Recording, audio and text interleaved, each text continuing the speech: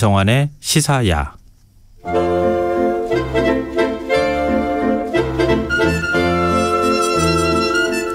늦은 밤 우리가 주목해 봐야 할 영화를 살펴보는 시간입니다. 지금 이 영화의 재미를 찾아내는 안목 있는 분입니다. 더 스크린 박혜연 편집장과 함께하겠습니다. 안녕하세요. 네, 안녕하세요. 네, 벌써 2021년 마지막 달. 네. 11월이 시작이 됐어요. 네, 맞습니다. 한동안 극장가가 활기를 띠는 분위기였는데 지금 또 확진자 수가 늘어났잖아요. 어떡합니까? 긴장하고 있고요. 이모저모 걱정도 좀 많아요. 오랜만에 심야상영도 되고 극장 안에서 팝콘 음료도 마실 수 있고 관객도 많이 늘어나고 네, 그런 상황이었는데요. 막 조금 재미를 즐기려던 차에 이렇게 돼서 그러나 방역이 무엇보다 중요하니까요. 네. 상영은 계속 지속이 되고 있는데 극장 내 취식은 금지된 상황이에요. 또 이 위기를 잘 극복해야 될 것 같습니다. 네, 맞습니다. 자, 오늘 우린 어떤 영화 얘기해 볼까요? 오늘은요, 분위기 좀 바꿔볼게요. 극장이 확실히 레트로가 강세인 것 같아요. 그러니까 과거에 크게 사랑받았던 명작들이 재개봉을 하는데요. 또 디지털 리마스터링이라는 방식으로 이렇게 정말 화사하게 옷을 갈아입고 재개봉을 하는 경우가 많습니다. 이번 주에는요, 정말 많은 분들이 이 영화 좋아하시잖아요. 타짜가요. 타짜 정말 재밌게 많이 보셨어요. 저도 그쵸? 마찬가지고요. 예, 개봉 15주년을 벌써 맞았더라고요. 12월 1일 어제 디지털 리마스터링 버전으로 극장에서 재개봉을 했어요. 이 타짜라는 용어가 사실은 그 이전에는 거의 이제 은어에 가까웠었는데 그렇죠. 별로 쓰지 않았던 것 같아요. 들어본 적도 말이죠. 별로 없던 것 같고. 그렇죠. 그런데 이 영화가 이제 흥행하고 나서는 거의 일상어처럼 쓰이게 된 것도 있고요. 깐부 같은 그런 느낌. 그렇죠. 깐부 같은 느낌이죠. 맞아요. 도박의 세계를 그리고 있는데 결국은 굉장히 좀 인간의 욕망, 그 허무함 이런 것들을 참 잘 다룬 작품이잖아요. 정말 줄줄이 명대사고요. 거기 나오는 배우들도 정말 명배우들이 최고의 인생 캐릭터들을 연기했던 것 같아요. 그래서 이 작품이 이제 재개봉했으니까 한번 소개해 드릴 겸 함께 볼 영화도 레트로로 좀 골라봤어요. 뭐요? 우리 홍콩 영화 좋아하셨어요? 좋아하죠. 전 요즘도 가끔씩 찾아서 봐요. 그럴 때 있어요. 그 TV에서도 가끔 방영해 주잖아요. 그럴 때마다 한 100번은 좀 거짓말이고 50번은 본 것 같은데도 이제 끝까지 보는 영화들이 있죠. 느낌이 완전 새로워요. 저는 이 작품도 저희의 그런 최애 영화 중에 하나인데 1989년에 한국에서 개봉했던 이 한국에서는 정전자라는 제목으로 개봉했었어요. 근데 원래 중국 그 홍콩 영화 제목은 도신이거든요. 지금은 도신 정전자로 불리는 이 작품 같이 말씀드리려고요. 왕조연이 그 애 때문에 얼굴이 기억하시는군요. 왕조연 우리나라에도 꽤 인기 많지 않았어요? 굉장히 많았죠. 그런데 이 영화에서 왕조연 배우를 먼저 떠올리시다니 역시 저는 주윤발 배우가 먼저 떠오르거든요. 주윤발 유덕화 배우 영본색으로 너무 많이 봤으니까. 네, 정말 주윤발, 유덕화, 장민, 왕조연 정말 앳된 얼굴들을 만나실 수 있고요. 최근에 세상을 떠났죠. 홍콩 영화계의 희극의 대표 배우였던 오맹달 배우도 출연하는 작품입니다. 추억 속으로 한번 좀 빠져들었으면 좋겠는데요. 먼저 타짜 얘기 좀 해볼까요? 타짜는 영화가 나오기 전부터 워낙 유명한 작품이었잖아요. 그렇죠. 이 허영만 화백의 타짜라는 작품은 저도 좀 찾아봤더니 이게 99년부터 그 스포츠 일간지에 연재가 되면서 저 이 숫자를 보고 정말 놀랐거든요. 평균 100만 페이지 뷰를 기록했었대요. 그 당시에. 99년에요. 그때는 그 스포츠지의 마지막 전성기였어요. 그랬죠. 제가 기억하기로는. 왜냐하면 2000년대 초반 넘어가기 시작하면서 우리 이제 지하철역에서 무가지들이 막 나오기 시작하면서 스포츠지가 확 추락하기 시작했고, 맞아요. 스포츠지가 스포츠에 집중하는 게 아니라 연예에 너무 지나치게 집중해가지고 본질을 잃어버렸다. 이런 비판을 받았던 것도 기억나네요. 사실 만화도 그랬던 게요. 이때까지만 해도 이렇게 출판 만화라든지 신문 연재 만화가 정말 인기가 많았는데 이 시기가 지나고 나서 이제 웹툰의 시기로 넘어가게 되는 딱 그 시점이에요. 그때는 스포츠지 만화가 스포츠 스포츠지를 살린다 그렇죠. 그랬어요. 어떤 만화 실리느냐에 네. 따라서 발행 부수가 달라질 정도로 맞아요. 그때 진짜 이허영 만화백의 타짜는 엄청난 인기를 끌었던 작품이었어요. 뭐 아시겠지만 이때 당시에 이 타짜라는 말, 그러니까 전문 도박사를 지칭하는 은어를 가지고 이제 제목을 만들었잖아요. 네. 요 내용들이 이 만화 속에서는 정말 좀 화제가 많았었는데 그래서 영화로 만들어진다, 언제 만들어지냐 그런 얘기도 많았어요. 그런데 그 작품을 이제 누가 만드느냐가 고민이었겠죠. 2006년에 최동훈 감독이 타짜를 만들어냅니다. 추석 때. 근데 이렇게 잘 만들 줄 알면 몰랐을 거예요. 네, 최동훈 만든다고는 감독님도. 하지만 이렇게 예. 재밌게 만들 거라고는 또 생각 못했던 측면도 있어요. 사실 부담스러웠다는 얘기를 이번에도 했어요. 네. 워낙 원작이 훌륭했던 작품이었고 그런데 만화를 원작을 이 영화로 옮겼을 때 잘 생각해 보시면요. 성공한 작품이 그렇게 많지 않았어요. 이때만 해도.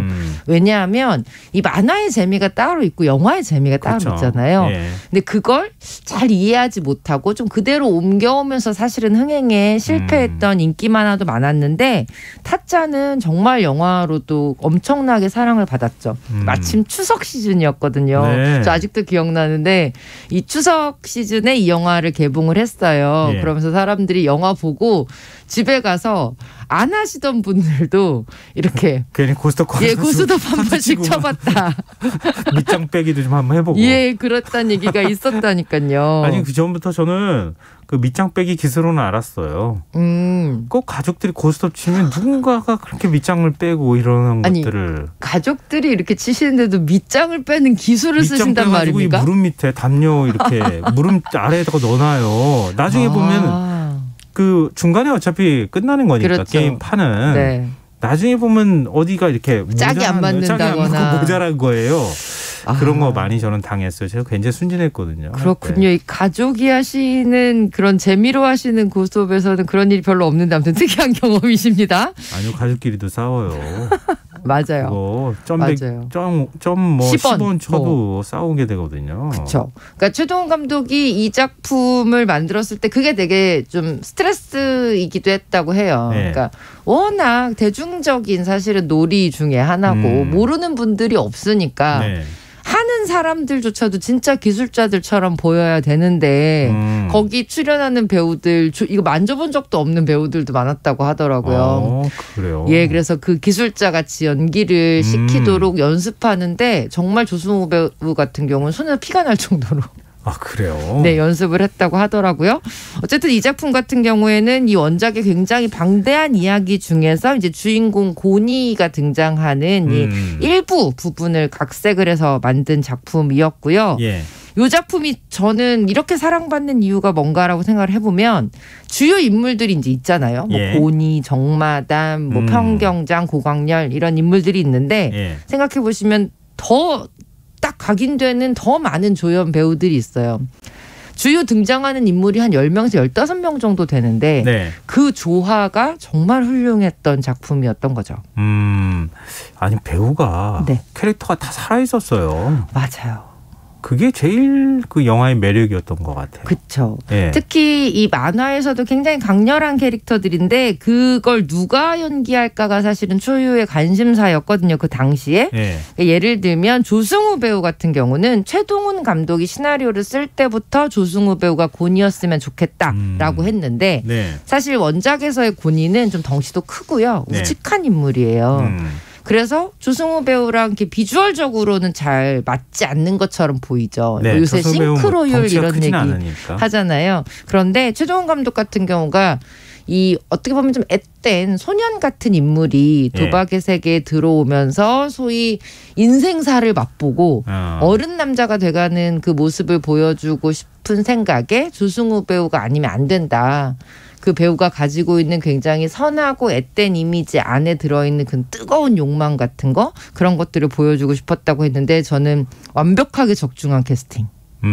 아 근데 덩치 큰 사람이 이렇게 화투장 돌리면서 이렇게 타짜처럼 네. 보이는 건 약간 안 어울릴 것 좀 같아요. 무서울 수도 있나요? 뭐 힘으로 고스톱 치는 건 아니잖아요. 아니니까. 예. 예. 그리고 뭐 이게 지금은 희대의 캐릭터죠. 정마담. 네, 김혜수 배우가 아니었으면 이걸 누가 과연 연기해낼 수 있었을까 이런 생각이 저는 좀 들어요. 원작을 뛰어넘는 캐스팅이라는 생각도 들고. 맞아요. 예. 정말 명대사 많았잖아요. 왜 이래 뭐 나 이대 나온 여자야. 맞아요. 예.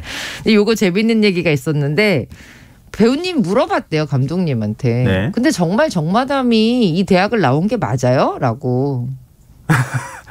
네. 그랬더니 감독님이 그건 김혜수 씨가 생각하는 게 맞을 겁니다. 이렇게 얘기를 했대요. 두 분이 선문답을 한 거죠. 네네네. 그래서 김혜수 배우 나중에 얘기했는데 저도 물어봤거든요. 네. 그래서 김혜수 배우는 어떻게 생각하셨어요? 그랬더니 김혜수 배우가 그건 비밀이라고 하셨어요. 네. 그리고 배우가 그냥 네. 자기 머릿속에서 창조해낸 거잖아요. 그렇죠. 그걸 그대로 그냥 감독이 그럼 맞겠죠. 그럼 해봐요. 이렇게 됐다는 거잖아요. 맞아요. 그리고 평경장 캐릭터 굉장히 이제 뭐 고수 중에 고수 캐릭터. 예, 백윤식 배우가 연기에서 정말 많이 사랑을 받았던 작품인데 백윤식 배우의 이 명대사 그야말로 쏟아지죠. 네, 맞아요. 아수라 발발타 이게 너희의 뭐 이병철이고 정주영이다 이런 얘기를 막 하면서 화투를 가르쳐주는 장면 아직도 회자되고요.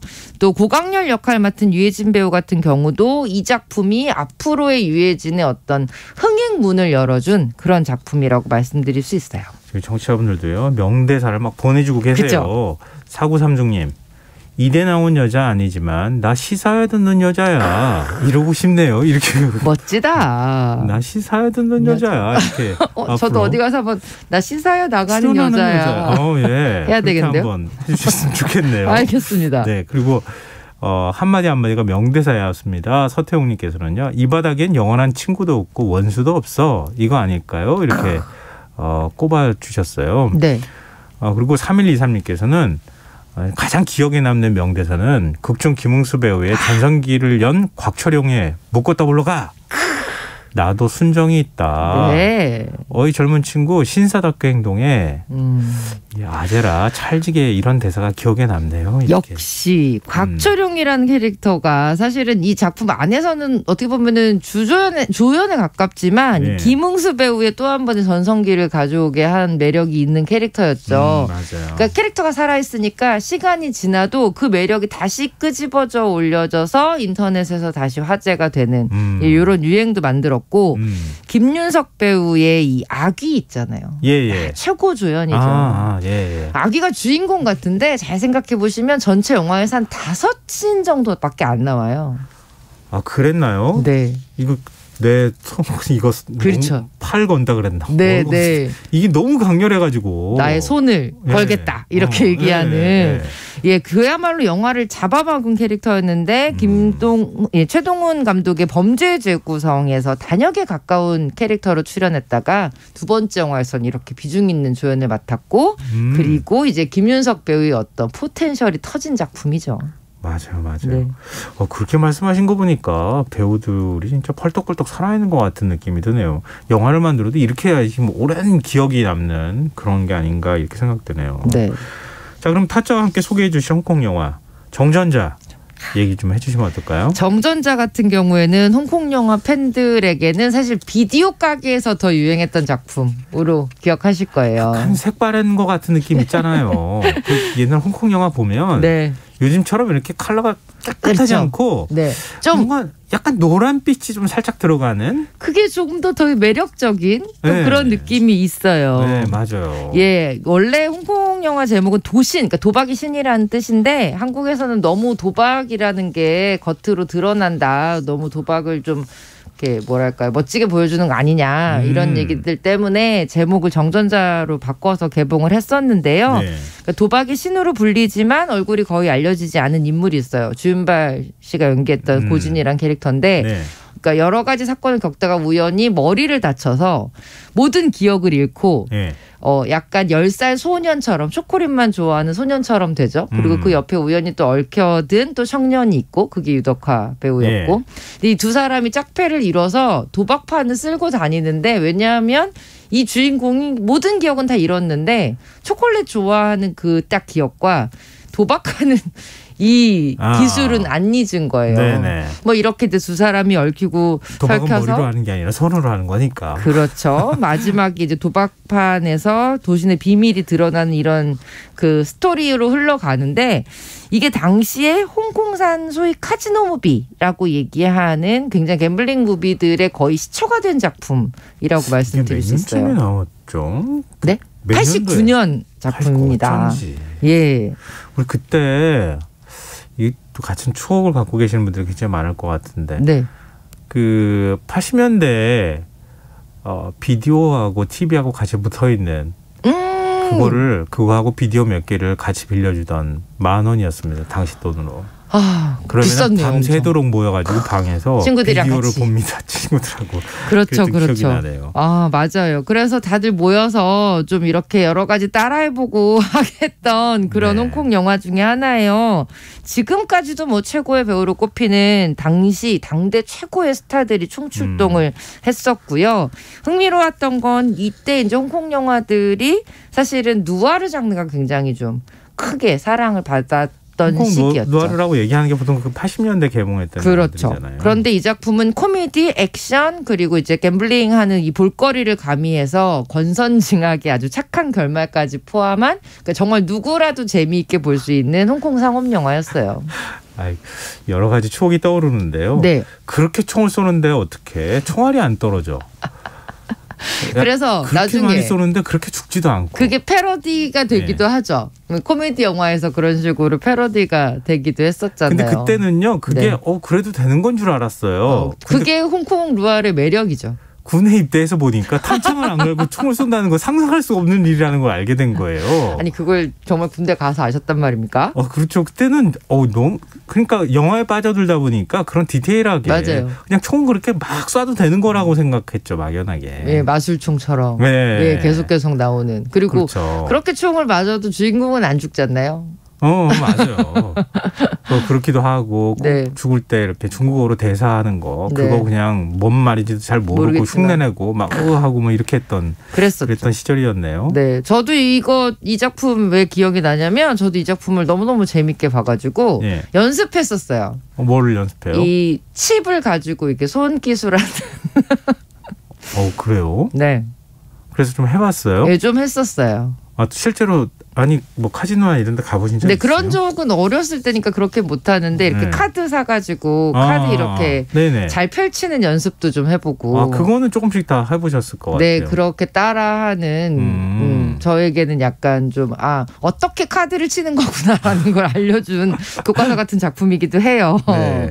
네, 참 이게 옛날 얘기하면 이런 게 또 좋은 것 같긴 해요. 맞아요. 네. 네. 그 영화 하나만 우리가 네, 뭐라 그럴까요?